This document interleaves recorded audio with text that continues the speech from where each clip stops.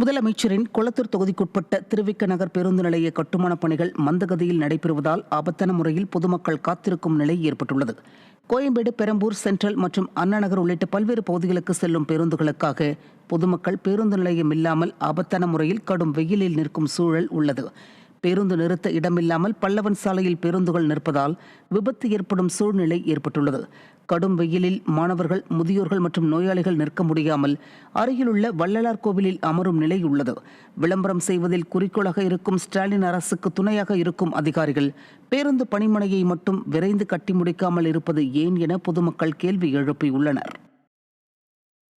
சென்னை தாம்பரத்தை அடுத்த பெருங்களத்தூர் காமராஜர் நகர் ஆரம்ப சுகாதார நிலையத்தில் மருந்து இருந்தும் ஊசி இல்லாத நிலையால் குழந்தைகளுடன் பெற்றோர்கள் அலைக்கழிக்கப்பட்ட அவல நிலை நேர்ந்துள்ளது.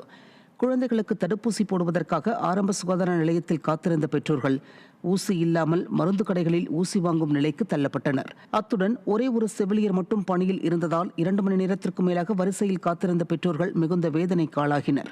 ஸ்டாலின் ஆட்சியில் குறைகளை சுட்டிக்காட்டினால் மிரட்டும் துணியில் எச்சரிக்கை விடுக்கும் மாரத்தான் அமைச்சர் மீண்டும் இதுபோன்ற சம்பவங்கள் நிகழாமல் பார்த்துக் கொள்வாரா என்பது கேள்வியாகியுள்ளது.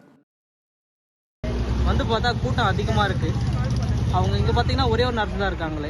ஒரு நர்ஸால் கட்டுப்படுத்த ரொம்ப கஷ்டம். இன்னொரு நர்ஸு கூட இருந்தால் அவங்களுக்கு ஹெல்ப்ஃபுல்லாக இருக்கும், கூட்டமும் குறைக்கலாம். அப்புறம் இன்னொரு காரணம் பார்த்தீங்கன்னா தடுப்பூசி போகிறதுக்குன்னா சிரஞ்சு இங்கே இல்லை. சிரஞ்சு பார்த்தீங்கன்னா நம்ம பொதுமக்களே போய் வாங்கிட்டு வர சொல்கிறாங்க. நானும் இங்கே ஒரு 1/2 கிலோமீட்டர் நடந்து போய் மெடிக்கலில் போயிட்டு வாங்கிட்டு வந்தேன்.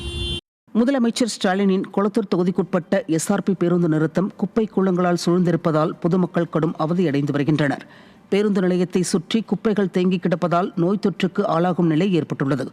பேனர்களை வைத்து விளம்பரம் செய்வதில் கார்ப்பரேட்டுகளை மிஞ்சி செயல்படும் ஸ்டாலின் அரசின் அதிகாரிகள் மக்களுக்கான நலத்திட்டத்தில் மந்தகதியில் செயல்படுவதால் இதுபோன்ற அவல நிலை ஏற்பட்டுள்ளதாக பலரும் குற்றம் சாட்டுகின்றனர்.